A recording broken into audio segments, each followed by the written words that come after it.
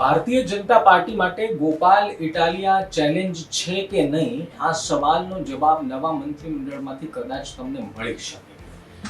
એક સમય હતો જ્યારે ભારતીય જનતા પાર્ટી આમ આદમી પાર્ટીના એક પણ નેતાને કદાચ ગંભીરતાથી નહીં લેતી હોય, પરંતુ વિસાવદરમાં ગોપાલ ઇટાલિયાની જીત બાદ એક નવી ચર્ચા શરૂ થઈ કે ગોપાલ ઇટાલિયાનું કદ સૌરાષ્ટ્રમાં વધી રહ્યું છે અને ગોપાલ ઇટાલિયા ભારતીય જનતા પાર્ટીમાં ડેન્ટ પાડી શકે.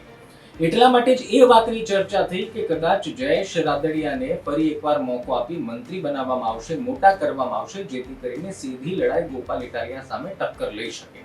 એ વચ્ચે એક બે નામ બીજા પણ આવ્યા કે જે ગોપાલ ઇટાલિયાને સૌરાષ્ટ્રમાં ટક્કર આપી શકે. સૌરાષ્ટ્રમાં આમ આદમી પાર્ટીનું કદ કદાચ વધી રહ્યું હોય તો એને ડામી શકે, રોકી શકે એવા કોઈ નેતાને આપણે મંત્રી બનાવવા જોઈએ.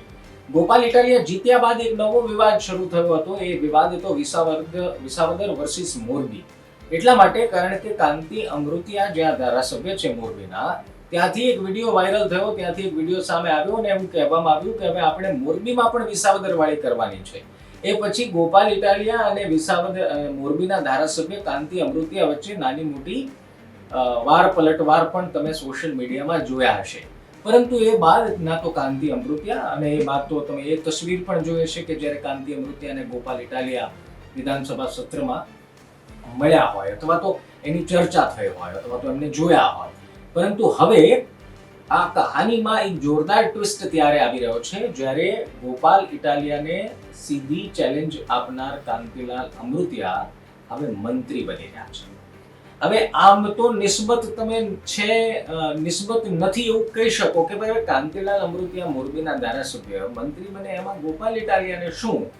પરંતુ આ નિસ્બત એટલા માટે લોકો એને જોડી રહ્યા છે કારણ કે વિસાવદરમાં ગોપાલ ઇટાલિયા જીત્યા બાદ કાંતિ અમૃતિયાના મોઢે મોઢ જનતાએ વિસાવદર વાળી કરવાની વાત કરી હતી અને એ બાદ કાંતિ અમૃતિયા લાલઘૂમ થઈ ગયા હતા.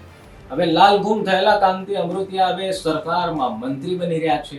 સ્વાભાવિક રીતે કોઈ ધારાસભ્ય મંત્રી બને તો એનું કદ આપોઆપ વધે અને બીજું કારણ કદ ત્યારે વધે જ્યારે મંત્રી તરીકેનું કામ પ્રોપર કરે.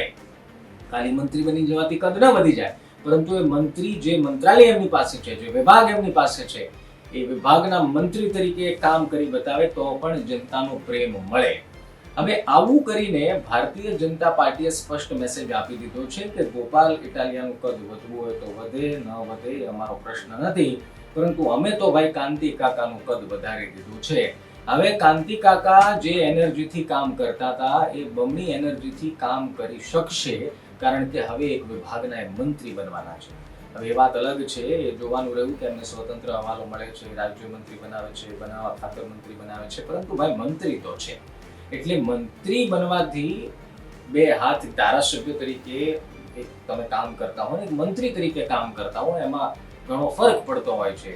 એટલે સીધી રીતે તો નહીં પરંતુ આડકતરી રીતે એક તરફ ગોપાલ ઇટાલિયાનું વધતું કદ અને બીજી તરફ એમને ચેલેન્જ ફેંકનાર ધારાસભ્યનું કદ વધારતું ભારતીય જનતા પાર્ટી.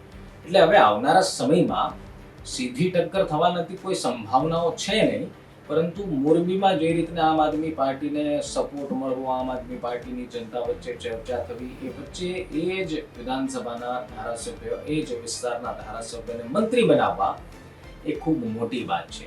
સીધી રીતે નહીં પરંતુ ઘણા બધા રાજકીય દ્રષ્ટિકોણથી જોઈએ તો ગોપાલ ઇટાલિયાની સામે પડેલા કાંતિ અમૃતિયાને હવે સરકારે ભારતીય જનતા પાર્ટીને મંત્રી બનાવી દીધા છે. કદાચ આનાથી ગોપાલ ઇટાલિયાના કાર્યમાં કે ગોપાલ ઇટાલિયાની છાપમાં અથવા તો કાર્યક્ષમતામાં કોઈ ફરક નથી પડવાનો, પરંતુ એ ફરક પાડી શકે એટલા માટે કાંતિ કાકા અમૃતિયાને મંત્રી બનાવવામાં આવ્યા હોવાની ચર્ચાઓ શરૂ થઈ છે. તમારું શું માનવું છે? શું મંત્રી બનવાથી કાંતિ અમૃતિયા ગોપાલ ઇટાલિયાને ચેલેન્જ ફેંકી શકે? શું એમાંથી કોઈ ફરક પડવાનો છે? કમેન્ટમાં જરૂર લખજો. ફરી મળીશું એક નવા વિડીયો સાથે. ત્યાં સુધી ધ્યાન રાખો. વાપસ